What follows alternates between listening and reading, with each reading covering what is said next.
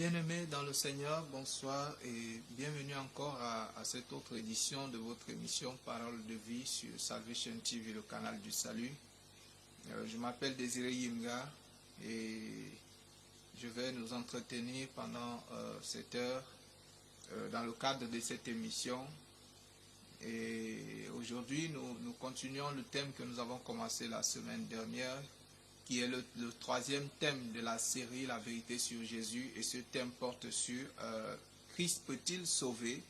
Et c'est une question qu'on s'est posée depuis la semaine passée. Et Dieu a commencé depuis la semaine dernière à donner des éléments de réponse à cette question, au point où ceux qui ont suivi l'enseignement, le message la semaine dernière, pourront répondre sans tergiverser à cette question-là. Christ peut-il sauver? Et bien aimé, aujourd'hui nous faisons la deuxième partie de ce thème-là. Et avant toute chose, nous allons remettre ce moment à Dieu et nous allons prier pour recommander ce message de ce soir entre les mains de Dieu et nous disposer nos cœurs afin que la parole qui sortira tombe sur des terres fertiles. Nous prions au nom de Jésus. Seigneur, nous te célébrons et te bénissons pour ta grâce, ton amour et ta miséricorde. Merci Seigneur pour ce temps, pour ce jour nouveau, pour cette opportunité nouvelle que tu nous donnes, Seigneur. Éternel, tu nous donnes encore une opportunité de nous entretenir, Seigneur, oh Dieu, avec toi, de t'entendre nous parler, de nous enrichir et de nous nourrir, Seigneur. C'est une opportunité, c'est un privilège pour nous, Seigneur, que de pouvoir recevoir de toi en ce moment, Seigneur. Père, nous voulons nous soumettre totalement et entièrement à toi. Nous voulons te recommander ce moment, nous voulons te recommander ce message que tu nous donnes, Père, afin, mon Dieu, mon roi, que ce message tombe sur une terre fertile, Seigneur. Père, dispose nos cœurs afin que ce message, éternel, ô Dieu, trouve une terre favorable, Seigneur. Éternel, ô Dieu de grâce, afin que cela produise du fruit en abondance. Père, nous te célébrons et te bénissons. Je te bénis particulièrement, Seigneur, pour tous ceux qui écoutent ce message, Seigneur. Éternel, et je prie pour l'abondance dans leur vie, pour la bénédiction, Seigneur, dans leur vie, et pour ta grâce dans leur vie, Seigneur.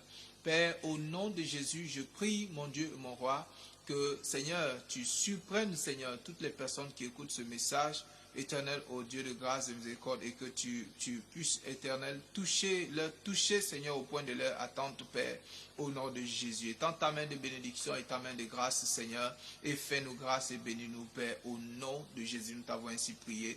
Amen. Amen, bien-aimés. Ce soir encore, nous allons nous entretenir et nous savons que le Seigneur va encore nous faire du bien ce soir. Il le fait chaque fois que nous retrouvons dans le cadre de cette émission. Et donc, nous continuons, bien-aimés. La semaine dernière, nous avons essayé d'apporter des éléments de réponse à cette question de Christ peut-il sauver. Et nous avons compris la semaine passée, bien-aimés, je fais un petit résumé, que l'œuvre que Dieu a fait, que lorsque Israël s'est levé et était fort devant les nations, lorsque Israël s'est levé et a brandi l'épée devant les nations, la parole de Dieu nous a dit que ce n'était pas par la force ni par l'épée qu'il s'est opéré de grandes délivrances. Ce n'était pas par la force ni par l'épée qu'Israël a conquis des territoires étrangers. Ce n'était pas par la force ni par l'épée qu'Israël a vaincu ceux qui se tenaient devant eux. Nous avons vu que David était devant Goliath et ce n'était pas par la force ni par l'épée que David a eu la victoire sur le géant Goliath, bien-aimé. Et donc, bien-aimé, si ce n'était pas par la force ni par l'épée, par comment, bien-aimé, c'était par la main de l'Éternel. Et nous avons vu comment est-ce que Dieu a déployé sa main éternelle sur les nations. Comment est-ce que Dieu a déployé sa main pour opérer la délivrance, pour opérer la guérison. Comment est-ce que Dieu a déployé sa main pour sauver simplement l'humanité, bien-aimée. Et donc, aujourd'hui, nous allons parler et clôturer ce thème-là. Et bien aimé, vous savez, dans la Genèse, Dieu avait fait une promesse à Abraham dans Genèse 12 au verset 3. Et il disait, je bénirai ceux qui te béniront et je maudirai ceux qui te maudiront. Il dit que Dieu a dit à Abraham que toutes les familles de la terre seront bénies en toi. Bien-aimé, Dieu dit à Abraham que toutes les familles de la terre. Et lorsqu'on parle de toutes les familles de la terre, j'ai bien envie de poser la question, mais quelles sont ces familles et qui sont ceux-là?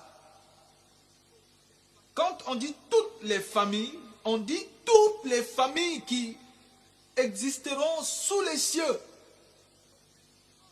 seront bénies en Abraham. Dieu a appelé un homme bien-aimé qui était dans les coutumes et les traditions de son père. Et Dieu lui demande de sortir de ça, de sortir de là, parce que Dieu voulait, au travers de lui, faire quelque chose, bien-aimé. Et il dit, toutes les familles de la terre seront bénies en toi.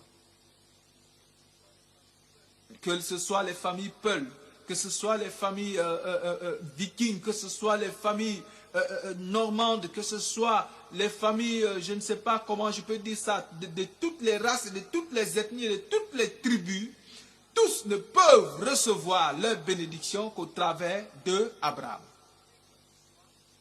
Qui que tu sois, où que tu sois né, dans quel pays es-tu né, dans quelle région, dans quel continent es-tu né, tu ne peux recevoir ta bénédiction que de Abraham. Et bien aimé, j'ai bien envie de demander, mais qu'est-ce que c'est que la bénédiction? Qu'est-ce que c'est que la bénédiction? J'ai bien envie de me poser cette question et de nous poser cette question. Qu'est-ce que c'est qu'une bénédiction vue par Dieu? Lorsque Dieu parle de bénir les familles de la terre au travers d'Abraham, de quoi est-ce que Dieu est en train de parler, bien-aimé? Est-ce que Dieu est en train de parler qu'il remplira les poches des familles de la terre, je ne sais pas, qu'il va les faire tomber de l'or du ciel et tout, au travers d'Abraham, bien-aimé? Bien-aimé, lorsque nous avons parlé ici du péché d'Adam, nous avons constaté qu'il y avait un trésor et une richesse et que l'homme avait avant le péché. Et lorsque l'homme a péché, il a perdu ce trésor, il a perdu cette richesse. La bénédiction, bien-aimé, lorsque Moïse était monté à la montagne et que Dieu lui est apparu dans le buisson ardent, Dieu lui a dit, ôte tes souliers, enlève tes sandales, parce que le lieu où tu te trouves est un lieu saint. Mais pourquoi est-ce que ce lieu, à ce moment précis, était saint? Est-ce parce que c'était un lieu spécial? Oh, aujourd'hui, je suis déçu des gens qui courent de gauche à droite. Ils disent, non, je m'en vais dans les lieux saints. Mais quel lieu saint? Le lieu était saint parce qu'il y avait une présence en ce lieu en ce moment. Bien-aimé, l'Esprit de Dieu, la présence de Dieu dans toute sa plénitude était dans ce lieu en ce moment. C'était la raison pour laquelle le lieu était saint.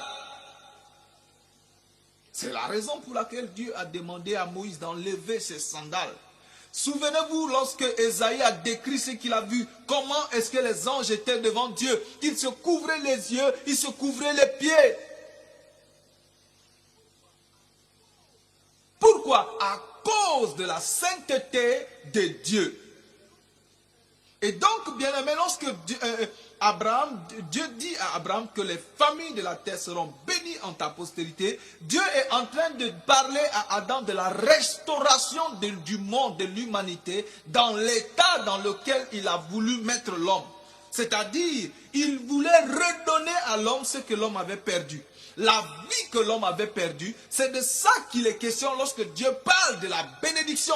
Dieu dit, je vais me redonner à l'homme au travers de ta postérité.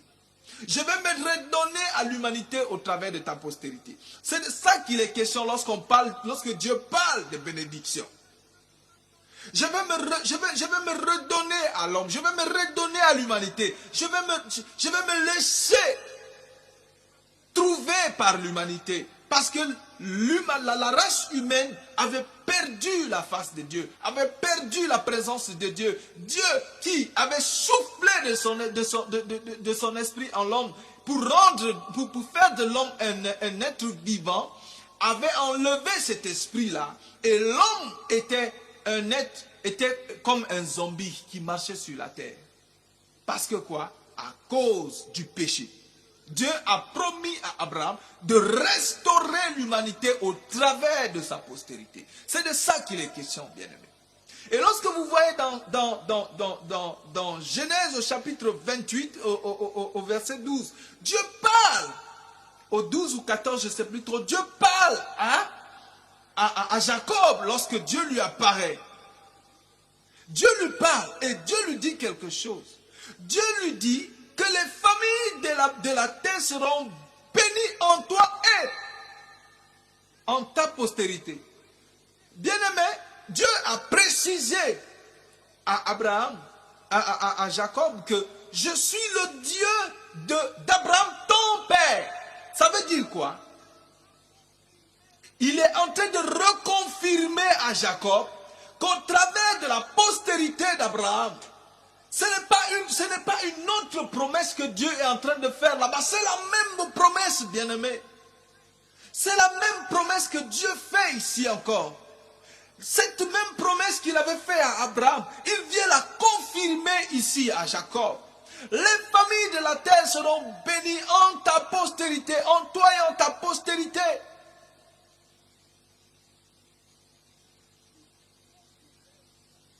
Il vient confirmer cela. Il vient sceller ce qu'il avait dit depuis Genèse 12, bien-aimé. Il vient sceller cela. Dans le chapitre 28. Il est venu sceller cela. Toutes les familles de la terre seront bénies en toi et en ta postérité. Et donc, nous avons dit que cette bénédiction, c'est quoi? Ce n'est rien d'autre que le fait pour Dieu de se redonner à l'homme, de redonner à l'homme ce qu'il avait perdu. Et donc, ça vient rendre les choses plus claires.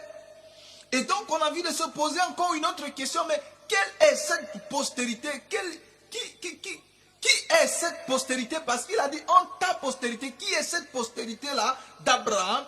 Qui est cette postérité-là de Jacob? En qui les familles de la terre seront bénies? Qui est cette postérité-là, bien-aimé?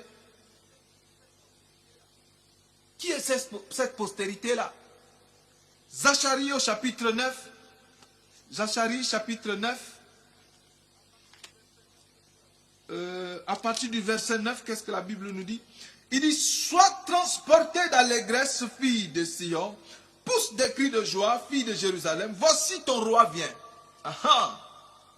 Il avait dit à Abraham qu'il va bénir les nations de la terre, toutes les familles de la terre. Lorsqu'il parle des familles de la terre, il parle des nations, que les nations trouveront leur salut, les nations trouveront leur bénédiction au travers de la postérité d'Abraham.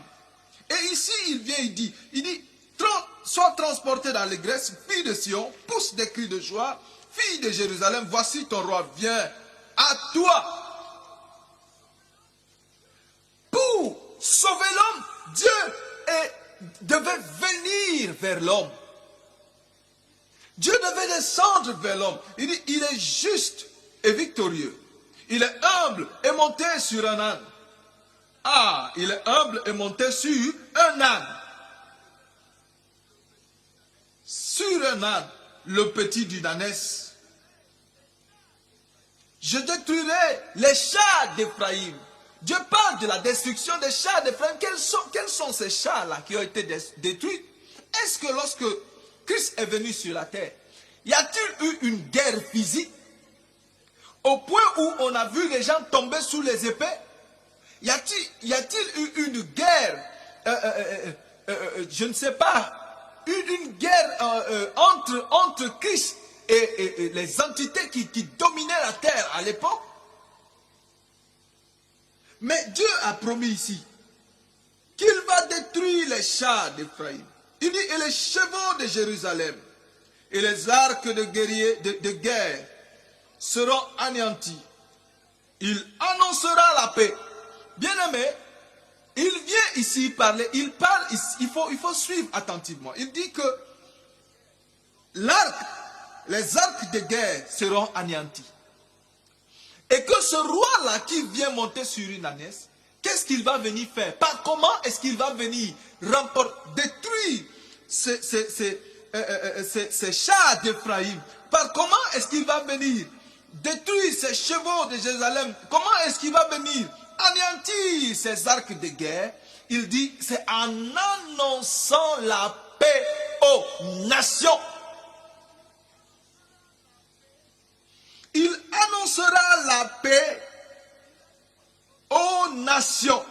Il a dit quoi? Toutes les familles de la terre, toutes les nations seront bénies en ta postérité. Et il vient ici en disant que le roi là qui vient monter sur un âne, il va annoncer la paix aux nations. En quelque sorte, il va annoncer la bénédiction aux nations. Cette bénédiction qui avait été promise, bien-aimé, oh gloire à toi Seigneur. Cette bénédiction qui avait été promise à Abraham.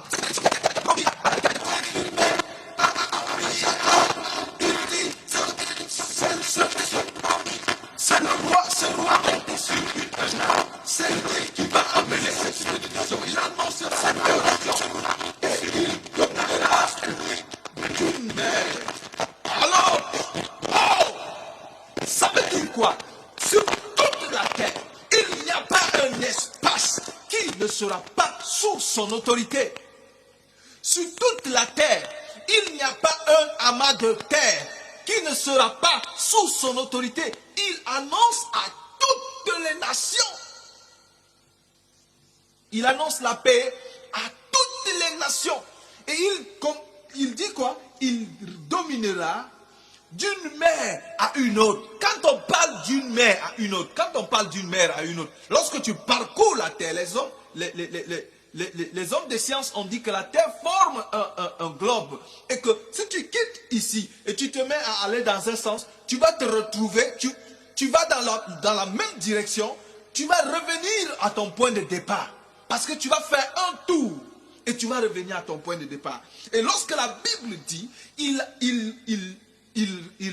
dominera d'une mer à une autre, ça veut dire quoi? Sa domination, pardonnez-moi, couvrira toute la terre.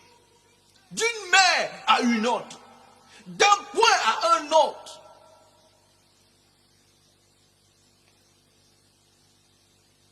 Sa domination couvrira toute la terre. Il annoncera la paix à toutes les nations, bien-aimés. Toutes les nations de la terre seront bénies en toi et en ta postérité. Il vient, il annonce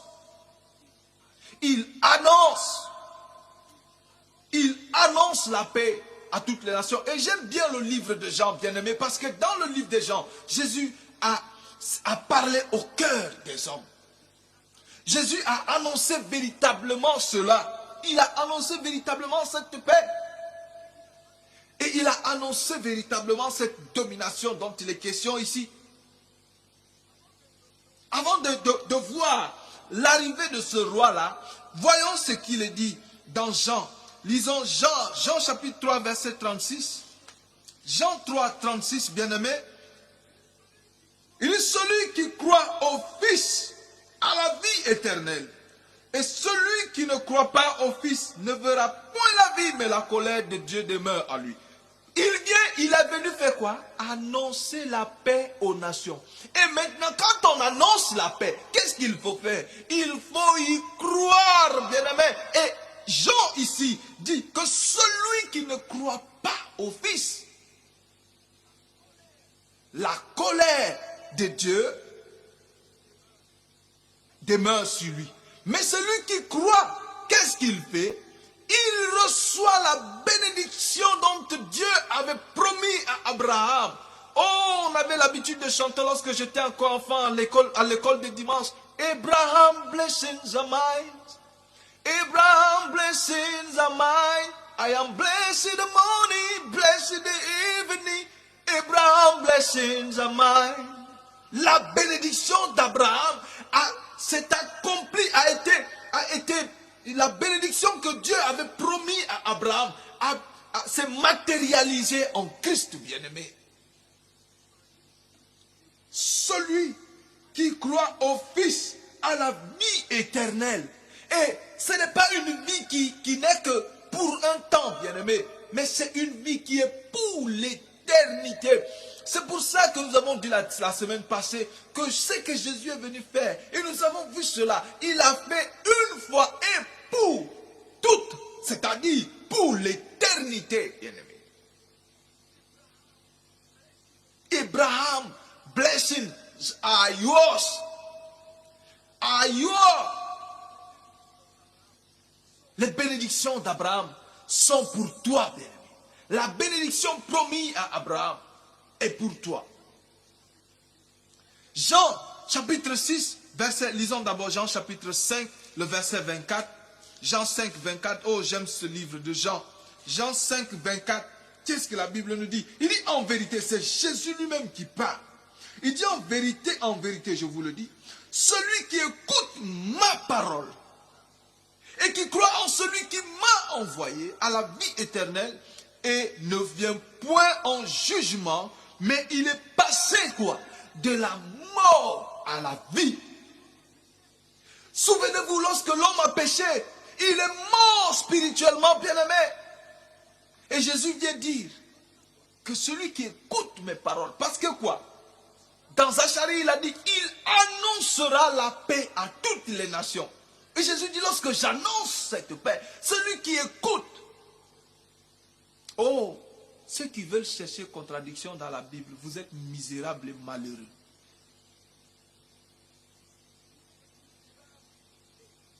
Vous êtes misérables et malheureux parce que les choses sont claires.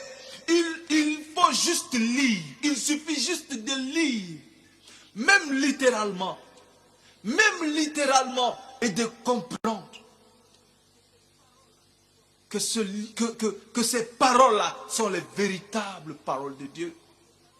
Oh, lorsque les gens ont fui Jésus à cause des paroles dures que Jésus sortait, Jésus s'est tourné vers ses disciples et a dit, mais vous ne partez pas aussi. Les disciples ont répondu, à qui d'autre irons-nous?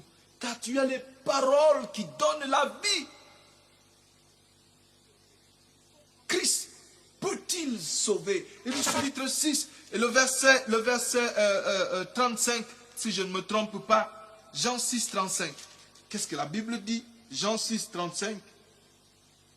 Jésus leur dit, je suis le pain de vie. Celui qui vient à moi n'aura jamais faim. Et celui qui croit en moi n'aura jamais soif. Aïe! Je suis quoi? Le pain de vie. Il n'a pas dit, je suis le pain qu'il faut manger pour rester en vie.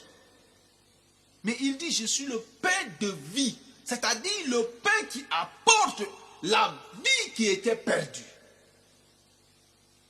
Celui qui vient à moi n'aura plus jamais faim. Et celui qui croit en moi n'aura plus jamais soif. Il n'aura plus jamais soif. Dans le passage que nous avons lu précédemment, Jean 5, 24, il dit qu'il ne vient plus au jugement. Et ici, il dit il n'aura plus jamais faim et il n'aura plus jamais soif. Et dans le verset 47, il dit en vérité, je vous le dis, celui qui croit en moi a la vie éternelle. C'est Jésus qui le dit de sa bouche, bien-aimé. Celui, quand on dit celui, ça veut dire quoi? Quand on emploie celui, quand on emploie celui, c'est pour dire quoi? Ça veut dire que tout le monde peut se mettre là-bas. En français, quand on dit celui, ça veut dire quiconque. Quiconque croit en moi a la vie éternelle. Christ peut-il sauver? C'est de sa bouche ici qu'il dit. Oh, les gens, il y a certaines personnes mal avisées qui disent que Jésus avait dit que je suis venu, j'ai été envoyé aux brebis égarées de la maison d'Israël. Que signifie Israël? On va entrer dans quelque chose, bien aimé. Israël signifie le peuple ou la nation de Dieu. Et qui était le premier peuple de Dieu? Quand Dieu a fait l'homme, quand il a fait Adam et qu'il avait fait Ève, en ce moment, était le Israël de Dieu avec Adam. Ils étaient le peuple, ils étaient la nation de Dieu. Parce qu'ils avaient une communion, une relation avec Dieu. Dieu était leur roi et ils étaient ses sujets. Dieu était leur Dieu et ils étaient ses enfants. Or, après le péché, le Israël de Dieu est mort. Et les brebis se sont dispersées. Lorsque l'ennemi a frappé, les brebis se sont dispersées. Et ils se sont égarés. Lorsque vous lisez la Bible, on dit que Dieu du haut des cieux regarde sur la terre. S'il y a un qui fasse le bien parmi les fils de l'homme, il dit tous sont égarés. Chacun suit sa propre voie. Tous parmi les fils de l'homme sont égarés. Et donc, lorsque Dieu Christ parle, j'ai été envoyé aux brebis égarées de la maison d'Israël. J'ai été envoyé pour venir restaurer l'humanité dans l'état premier dans lequel Dieu l'avait créé. C'est-à-dire, je suis venu redonner à l'homme l'héritage qu'il avait perdu, la vie de Dieu qu'il avait perdue. J'ai été envoyé pour les brebis égarées de la maison d'Israël. Et quand il a annoncé, qu'est-ce qu'il dit? Il dit, celui qui croit, il a la vie éternelle, c'est-à-dire il retourne dans le sein du Père. Il retourne dans l'état d'Israël. Il retourne dans l'état de fils de Dieu. Il retourne dans l'état de peuple de Dieu. Et Dieu devient son Père. Dieu devient son Dieu. Et il devient son fils. Et il devient son peuple. Brebis perdu de la maison d'Israël seulement, elle est devenue sujet de chercher. Oui, Christ a dit, Jésus lui-même a dit, et j'entends des gens qui font même conférence pour dire que Jésus a dit que je suis envoyé seulement aux brebis égarées de la maison d'Israël. Ça veut dire que c'est seulement pour Israël dans la chair. Quand il a donné la vision à Jean dans l'Apocalypse, quand il a donné la vision à Jean, qu'est-ce qui descendait du ciel? La Jérusalem nouvelle, bien-aimée. Parce que la Jérusalem de Dieu, cette Jérusalem-là, ce Israël-là que Dieu a fait dans la chair, c'était une image, c'était un type de la véritable Jérusalem et qui devait descendre des cieux à l'accomplissement de toutes choses. Ce Israël-là qui vivait dans la Jérusalem-là était le type, était l'image, était une figure de l'Israël céleste qui allait habiter dans la Jérusalem qui descend des cieux, bien-aimés. Ça n'a rien à voir avec la chair. Aujourd'hui, lorsque vous allez à Israël, vous verrez que ces gens ne croient même pas à Jésus. Ils ne croient même pas que Christ est mort pour le péché de l'humanité. Ils attendent encore beaucoup parmi eux. Et certains disent que non, ça a été fait par les rabbins. Non, ça, et puis on prend ça pour être des modèles du christianisme. Les rabbins ne sont pas le modèle du christianisme. Christ est le modèle du christianisme. Parce qu'il est celui qui est venu accomplir la promesse de Dieu à Abraham. Les nations de la terre, les familles de la terre retrouveront leur héritage en ta postérité, seront restaurées en ta postérité, seront renouvelées en ta postérité, seront rassasiées en ta postérité, leur soif sera étanchée en ta postérité. C'est de ça qu'il est question, bien-aimés. Ne vous y trompez pas, bien-aimés. Dieu n'est pas un homme pour mentir, ni le fils d'un homme pour se repentir. Cette parole, dans le livre, dans l'épître à Timothée, il est dit que toutes les paroles de l'écriture sont inspirées par l'esprit. Et ce qui est inspiré par l'esprit ne peut pas se contredire. Bien que ce soit sur une longue période, différentes époques se sont succédées lorsque ce livre-là a été écrit. Les parties ne se sont pas écrites le même jour. Il n'est pas tombé du ciel. Mais lorsque ce que Dieu avait dit à Abraham depuis Genèse est en train de s'accomplir dans le livre de Matthieu, est en train de s'accomplir dans le livre de Jean. Lorsque l'Apocalypse vient, vous voyez que l'accomplissement des promesses lointaines de Dieu. Et vous comprenez que cela n'est pas le fruit du hasard. Il y a une main qui était derrière et qui écrivait, et qui écrivait, et qui écrivait. Il y a un esprit, il y a une parole, il y a un souffle qui parlait à l'oreille de ceux qui écrivaient. À part le livre de la loi, tous les autres ont été écrits. Mais, lorsque vous lisez, vous voyez les choses claires. Il n'y a pas d'ambiguïté. Les choses sont claires.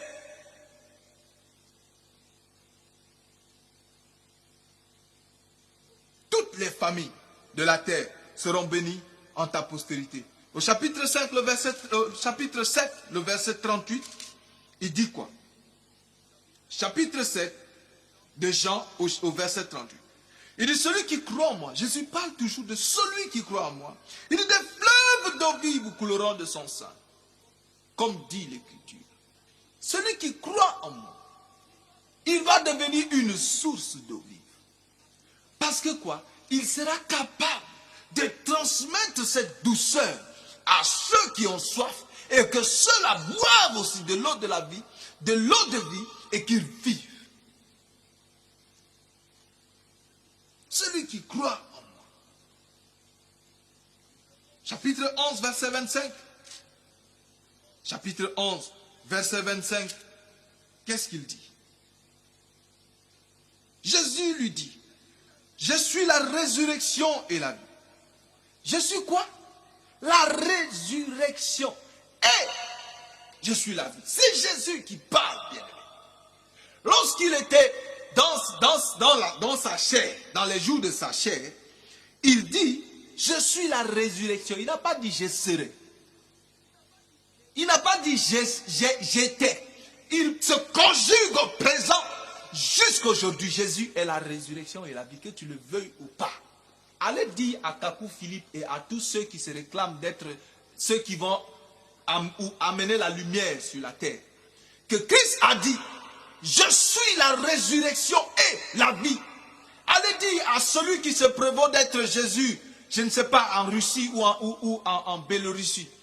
Allez dire à ceux qui disent qu'ils sont les seuls envoyés de Dieu sur la terre, aux États-Unis, et qui entraînent des foules, que Jésus a dit, je suis la résurrection et la vie.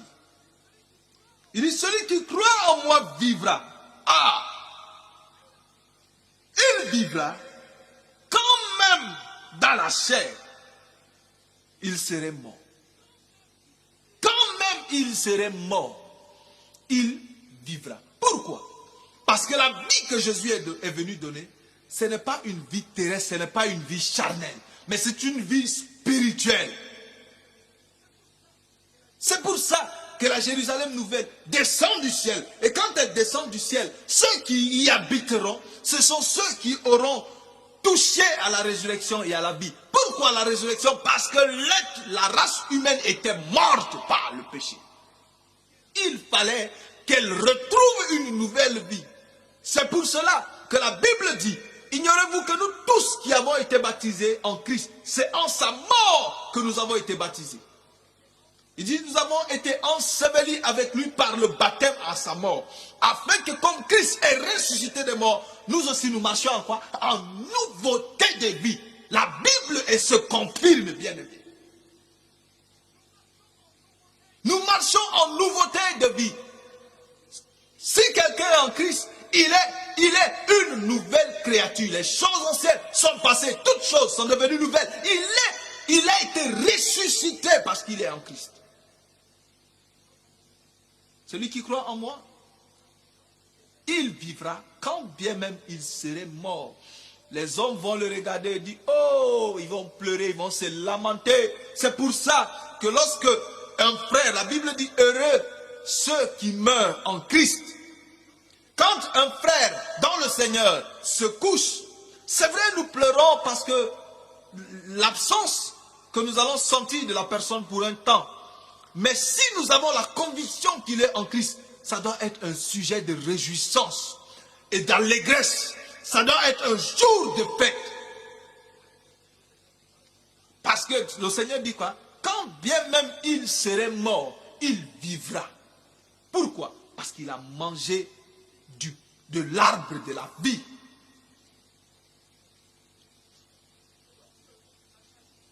Lorsque Zacharie parlait, et il a dit que ce roi-là, il vient monter sur l'âne et il vient pour annoncer la paix aux nations. Je ne sais pas si je pense que nous avons encore un peu de temps et nous allons prendre ce petit temps-là pour courir un peu et clôturer ce thème-là. Parce que il y a des choses encore que le Seigneur veut sortir et il faut que vous soyez attentifs pour saisir cela.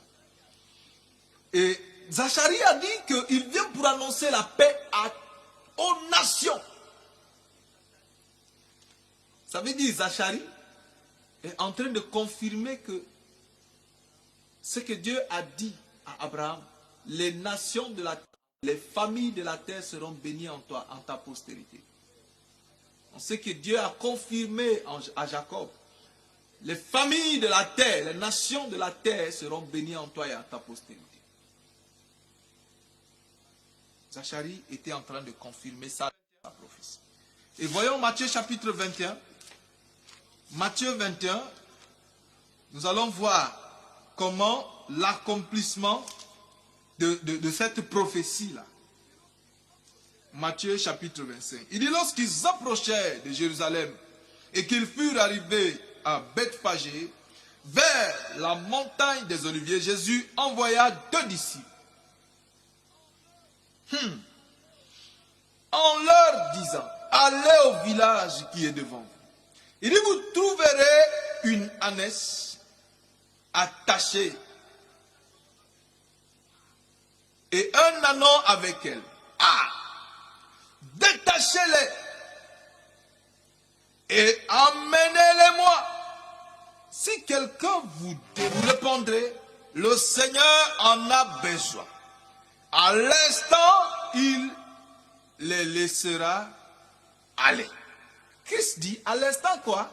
Il laissera qui? Les aller. Il y a une révélation dans ce passage-là. Jésus est venu, la Bible dit, Dieu a dit que les nations de la terre retrouveront la vie en la postérité, seront restaurées en la postérité de Jacob, d'Abraham.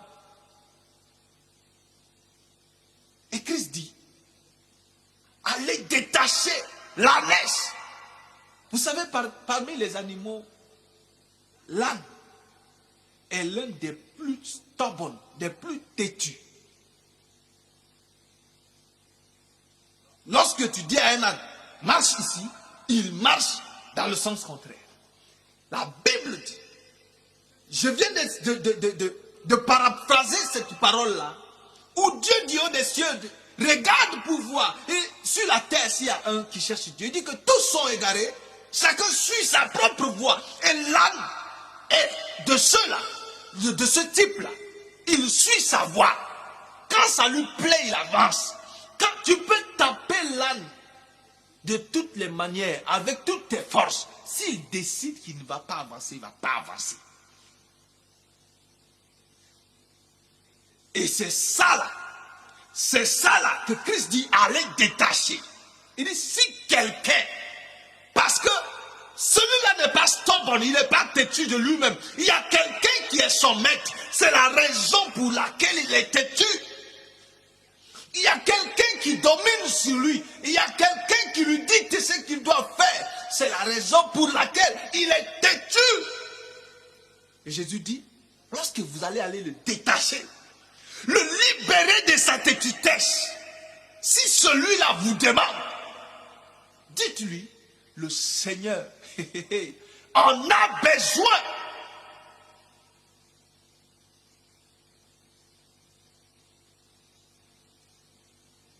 Bien-aimé, l'ânesse et l'ânon représentent l'humanité que Christ est venu racheter. ce n'est pas à un vil prix. La Bible dit que c'est au prix de son sang, par la route nouvelle qu'il a inaugurée par le voile de sa chair. C'est dans sa chair. Il a souffert dans sa chair. Christ est venu pour libérer, délivrer l'humanité. L'âne, l'ânesse était attachée, ils étaient attachés. Et quand un âne, une ânesse et un ânon sont attachés, il ne peut pas bouger. Jésus dit, allez et détachez-les. Maintenant, lorsque l'ennemi va venir se présenter comme étant le propriétaire de l'ânesse et de l'ânon, et qu'il va vous dire, pourquoi est-ce que tu veux le libérer? Dis-lui que Jésus a besoin de lui, bien-aimé. Le Seigneur a besoin de toi. C'est la raison pour laquelle il est venu, il est descendu, il a donné sa vie pour toi afin de te libérer et de te délivrer de l'emprise du diable, de la mort, pour te donner une nouvelle vie. Et cette vie qu'il te donne, c'est parce qu'il veut t'utiliser avec cette vie-là. Dites-lui, le Seigneur en a besoin.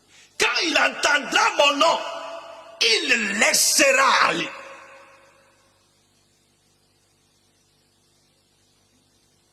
La Bible dit, il a dépouillé les dominations et les autorités. Dépouiller, c'est quoi? Il n'y a plus quelque chose que tu as en ta possession.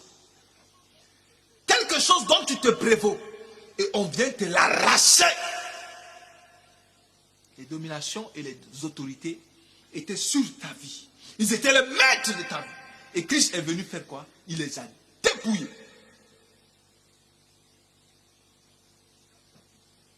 Quand il a fini de les dépouiller, il les a livrés publiquement en spectacle. Si quelqu'un vous demande, pourquoi vous détachez l'anneau? Dites-lui, le Seigneur en a besoin et il les laissera aller. Or, ceci arriva afin que s'accomplisse ce qui avait été annoncé par le prophète. Dites à la fille de Sion, voici, ton roi vient plein de douceur et monté sur un âne, sur un ânon, le petit d'une ânesse. Le disciple allèrent et firent ce que Jésus leur avait ordonné. Et ils amenaient l'ânesse et l'ânon, mirent sur lui des vêtements et firent asseoir Jésus dessus. La raison pour laquelle Dieu délivre l'ânon et l'ânesse, c'est parce qu'il veut s'asseoir dessus. Il veut changer. L'ânon et l'ânesse sont en train de changer de propriétaire. Il y a une personne qui dominait sur eux. Il y a une personne qui les opprimait. Il y a une personne qui les dictait sa loi. Et Christ est venu faire quoi? Les détacher et les libérer. Afin de faire quoi? De s'asseoir sur eux. Parce que quoi? Il en avait besoin. Le temps est arrivé. Jésus a dit, le temps est arrivé. J'ai besoin de récupérer ce qui est à moi. C'est pour ça qu'il a dit, j'ai été envoyé aux brebis perdues de la maison d'Israël. Et lorsque Christ est monté sur l'ânon, qu'est-ce que l'ânon a fait? Il a obéi. Et il a avancé. Vous pouvez lire la suite et vous verrez que lorsque Jésus entrait dans la ville, c'était au-dessus de cet anneau-là. Parce que l'anneau avait reçu un nouvel ordre. L'anneau avait reçu un nouveau maître. L'anneau avait reçu une nouvelle directive. Et l'anneau devait obéir. Et il avançait. J'imagine que cet anneau-là, le petit d'une ânesse, il n'est pas si fort. Mais il a porté le Seigneur qui avait 33 ans et qui devait être un homme assez, qui devait peser un certain poids. Et il avançait. Il ne refusait plus d'avancer. Il ne refusait plus d'avancer. Il n'avait pas besoin qu'on le chicote pour qu'il avance. Et il avançait simplement. Parce qu'il avait compris. Il avait compris que celui-ci est venu me libérer pour m'utiliser de la manière la plus douce qu'il soit. Et il a obéi, bien-aimé.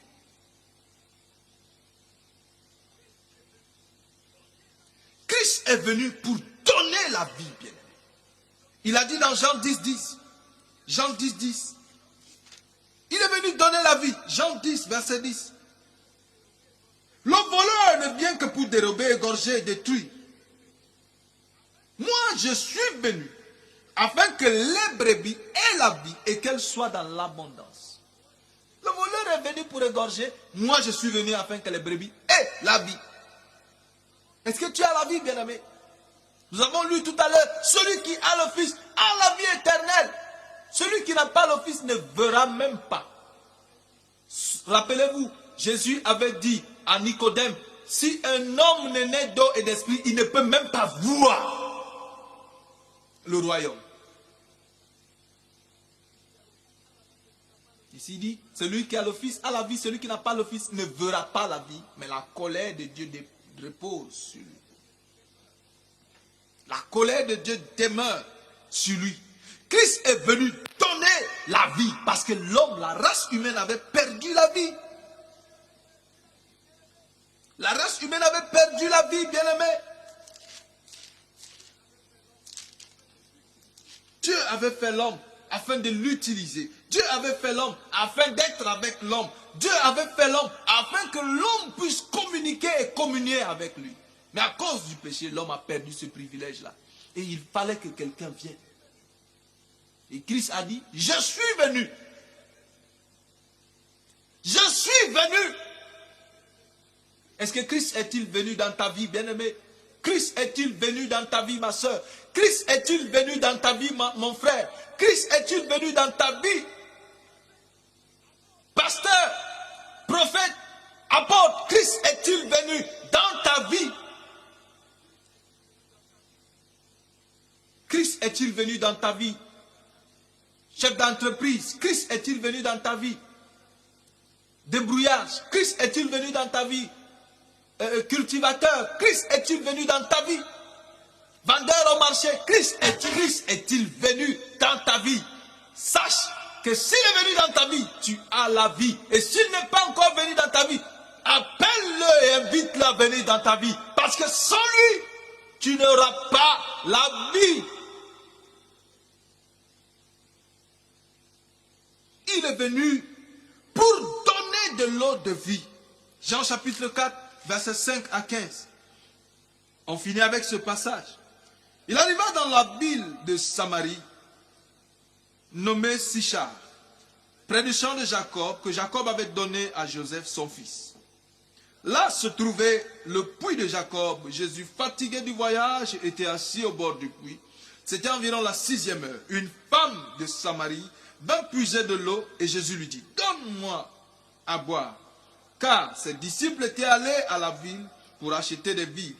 La femme samaritaine lui dit, comment toi qui es juif, me demandes-tu à boire, à moi qui suis une femme samaritaine? Les juifs, en effet, n'ont pas de relation avec les samaritains. Jésus lui répondit, si tu connaissais le don de Dieu et celui qui te dit, donne-moi à boire, tu lui aurais toi-même demandé à boire et il t'aurait donné de l'eau vive. Seigneur, lui dit la femme, tu n'as rien pour puiser et le puits est profond. D'où aurais-tu donc cette eau vive? Es-tu plus grand que notre père Jacob, qui nous a donné ce puits et qui en a bu lui-même, ainsi que ses fils et ses troupeaux? Jésus lui répondit, quiconque boit de cette eau aura encore soif. Mais celui qui boira de l'eau que je lui donnerai n'aura jamais soif. Et l'eau que je lui donnerai deviendra en lui une source d'eau qui jaillira jusque dans la vie éternelle. La femme lui dit, Seigneur, donne-moi cette eau, afin que je n'ai plus soif et que je ne vienne plus puiser ici. Seigneur, donne-moi cette eau. Jésus dit que celui qui boit de l'eau que je lui donne, il a la vie éternelle et il deviendra une source d'eau qui jaillira jusque dans la vie éternelle. Parce que l'œuvre que Jésus est venu faire, c'était pour l'éternité. Ce n'était pas une œuvre passagère. Il dit, car mon joug est doux et mon fardeau est léger. Dans Matthieu chapitre 11, le verset 30. Prenez sur vous mon joug. Au verset 28, il dit, venez à moi, vous tous qui êtes fatigués. Vous tous qui êtes fatigués et chargés, et je vous donnerai du repos. Es-tu fatigué, bien-aimé? Venez à moi, vous tous qui êtes fatigués et chargés. Et je vous donnerai quoi? Du repos. De quoi était-il fatigué? De quoi es-tu fatigué? De quoi l'homme est-il censé être fatigué? Fatigué d'être l'ânon attaché, oh, qui reçoit les ordres d'un maître méchant. Venez à moi, vous tous qui êtes fatigués et chargés, et je vous donnerai du repos. Prenez mon joug sur vous et recevez mes instructions, car je suis doux et humble de cœur. Et vous trouverez du repos pour vos âmes, car mon joug est doux et mon fardeau est léger. Merci Seigneur. Merci servant de Dieu. Mon joug est doux et mon fardeau est léger. Et Jésus t'appelle ce soir à venir à lui, à ne pas écouter la voix de l'ennemi qui cherche à te tromper afin de t'empêcher d'accéder à la vie. Christ peut-il sauver? Il nous a montré par comment il peut sauver. Il nous a montré, il nous a dit de sa propre bouche qu'il est venu afin de donner la vie aux nations de la terre. Et pas une vie passagère, pas une vie pour un temps, mais une vie éternelle, bien-aimé. Une vie éternelle, bien-aimé. Oh Seigneur, nous avons besoin de cette vie.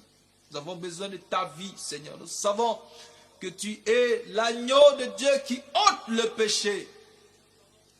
Seigneur, nous avons besoin de toi dans nos vies, Seigneur. Nous avons besoin de toi dans nos familles, Seigneur. J'ai besoin de toi dans mon cœur, Seigneur. J'ai besoin de toi dans ma vie. J'ai besoin de toi, éternel, ô Dieu, afin de me conduire, Seigneur. Afin de me diriger, Seigneur. Ô Père, nous avons besoin de toi, Seigneur. Nous avons besoin de toi, Seigneur. Est-ce qu'il y a quelques sujets de prière? Bien-aimés, quelques sujets de prière. Est-ce qu'il y a quelques sujets de prière? Que le Seigneur bénisse, que le Seigneur vous bénisse. Vous tous qui suivez ce message, et qu'il vous fasse grâce, et qu'il vous fasse entrer en grâce, et qu'il vous fasse entrer ensemble avec les sanctifiés, ensemble avec les saints, quelques sujets de prière. Si nous allons prendre ensemble avec les sanctifiés, ensemble avec les saints, quelques sujets de prière. Si nous allons prendre ensemble quelques sujets, Seigneur, nous voulons te rendre grâce encore. Seigneur, Dieu, je sais que tu as permis. Seigneur, nous voulons te rendre grâce encore. Seigneur, Dieu, je sais que tu as permis que ce message sorte ce soir. Éternel, il y a eu de l'adversité. Il y a eu des manigances de l'ennemi, Seigneur. Éternel, même au niveau des machines, pour que ce message ne sorte pas. Mais Seigneur, tu as étendu ta main, Seigneur. Ne sorte pas. Mais Seigneur, tu as étendu ta main, Seigneur. Et Seigneur, aujourd'hui, tu es en train de bénir les nations, Éternel. Tu es en train de bénir les familles de la terre par ta parole, Seigneur.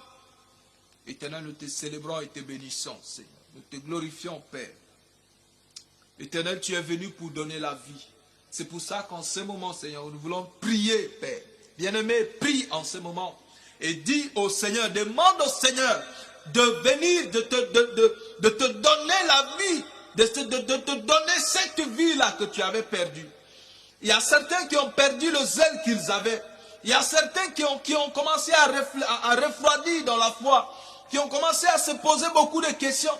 Demande au Seigneur de te rétablir dans l'état dans lequel tu étais lorsque tu avais reçu l'évangile. Si tu n'as pas encore reçu l'évangile, demande au Seigneur de t'établir dans cette vie, de te donner cette, mon frère, ma soeur. Oh Père, Dieu de grâce, de miséricorde, je prie afin que tu le rétablisses dans sa vie, que tu le restaures dans sa vie. Éternel, donne la vie à mon frère, donne la vie à ma soeur, Seigneur. Donne-nous ta vie, Seigneur, la vie pour laquelle tu es venu, Seigneur. Éternel, tu es venu afin que nous ayons la vie. Seigneur, afin que la colère s'éloigne de nous, Père. Oh Père, mon Dieu et mon roi, éloigne véritablement de nous cette colère. Donne-nous la vie, Seigneur. Donne-nous ta vie, Seigneur. La vie perdue, Seigneur. Éternel, étanche notre soif. Étanche notre soif. Nous allons prier, bien-aimé. Prie encore ce soir et demande à Dieu de te donner cette eau-là. La femme samaritaine, lorsqu'elle a entendu que Christ pouvait lui donner une vie qui allait lui épargner de venir au puits, elle a dit, Seigneur, donne-moi afin que je ne vienne plus puiser. Si toi aussi tu es dans la même situation que la femme samaritaine, étends simplement tes mains et commence à demander, à prier au Seigneur, commence à lui dire, Seigneur, donne-moi cette eau-là, cette eau de la vie. Seigneur, oh Dieu, je te prie, afin que tu me donnes cette eau de la vie. Nous prions, Seigneur, afin que tu déverses cette eau de la vie, Seigneur. Et que, Seigneur, nous puissions, Éternel, être étanchés, que notre soif puisse être étanchée. Seigneur, tu as dit, tu es le pain de vie. Seigneur, nourris-nous, Seigneur, de ce pain, la paix, afin que nous n'ayons plus faim, Seigneur. Oh, donne-nous à boire de cette eau, afin que nous n'ayons plus soif, Seigneur. Père, nous te célébrons et te bénissons parce que tu as rendu cela disponible pour nous, Seigneur. Éternel, ce qui est caché aux hommes riches et aux sages du monde, Seigneur, tu l'as révélé à nous, Seigneur. Oh, nous, Père, Dieu de grâce et miséricorde, qui sont comme les rebuts de la société, qui sont méprisés de tous, Seigneur. Éternel, oh Dieu de grâce, certains disent de moi que je suis une femme veuve. Certains disent de moi que je suis un misérable, Seigneur. Père, Dieu de grâce, mais toi, tu regardes, tu vois quelque chose en moi, Seigneur. Tu vois ta vie en moi, Seigneur. Merci, Seigneur, de ce que tu as rendu cette vie disponible pour moi. Certains disent, Seigneur, que je suis pauvre. Oh, que je n'ai rien, Seigneur. Mais je sais qu'en toi, Seigneur, j'ai tout, Seigneur. La Bible déclare que nous avons tout pleinement en lui. Seigneur, tu es notre plénitude, Seigneur. Seigneur, oh, le Seigneur Jésus dit que je suis venu afin que les brebis aient la vie et en abondance et soient dans l'abondance. Tu es notre abondance, Seigneur. Tu es notre abondance, Seigneur. Que cette parole de Jean 10 s'accomplisse, Seigneur, dans ma vie, Seigneur. Oh Père, que cette vie soit pleinement éternelle, que je la vive pleinement, Seigneur. Et que cette abondance soit ma portion au nom de Jésus. Seigneur, je prie pour l'abondance dans la vie de ma soeur, de mon frère, Seigneur.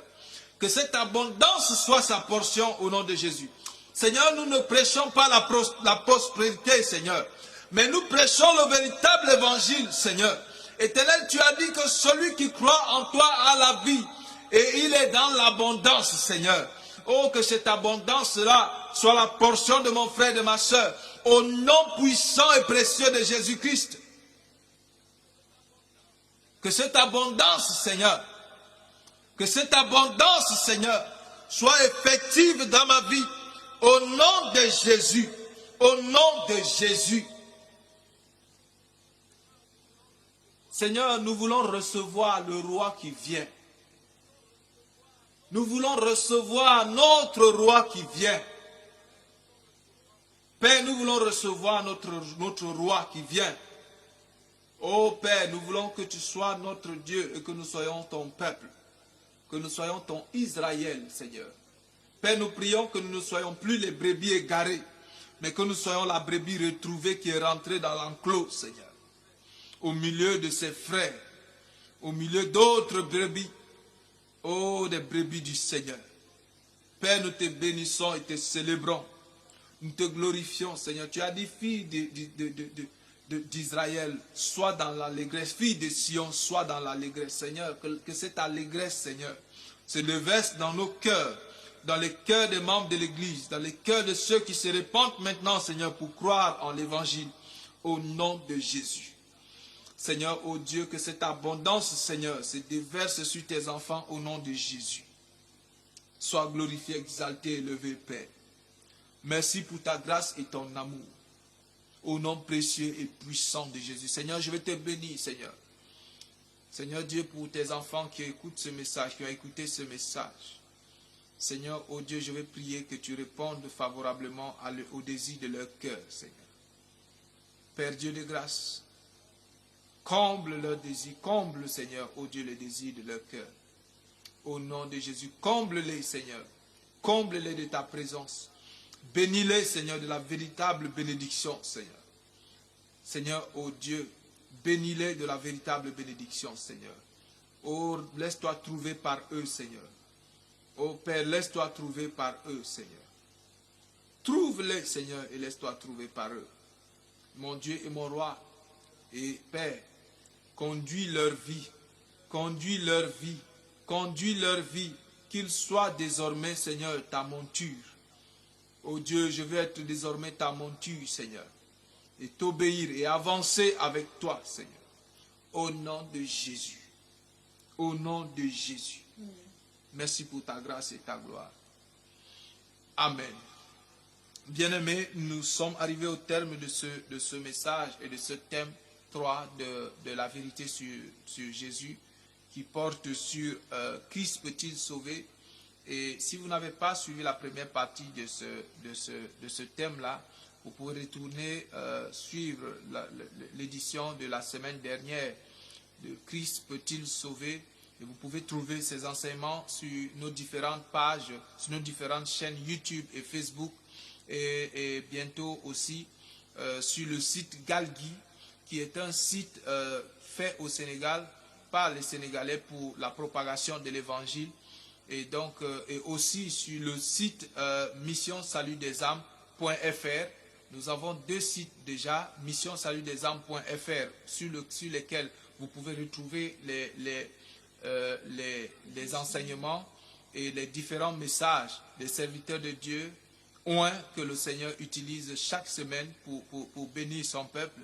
Et vous pouvez, pour ceux qui sont au Sénégal, et pour ceux qui veulent retrouver les messages, des enseignements bibliques dans leur propre langue au Sénégal, que ce soit en Serer, que ce soit en Wolof, que ce soit en Alpulaar, que ce soit dans d'autres langues du Sénégal, le Mankagne, le Manjak, vous pouvez aller sur le site Galgui et vous allez retrouver ces messages-là dans vos langues maternelles pour la gloire, la seule gloire de Dieu. Et donc, bien-aimés, c'est ici que nous prenons congé de vous. Et nous prenons encore rendez-vous dimanche pour le culte. Et la semaine prochaine, nous allons encore nous retrouver le mercredi dans le cadre de l'étude de la Bible. Et le vendredi, retrouvez-moi dans Parole de vie sur cette même antenne de Salvation TV. Et que Dieu vous bénisse abondamment. Shalom, bien-aimés. Amen.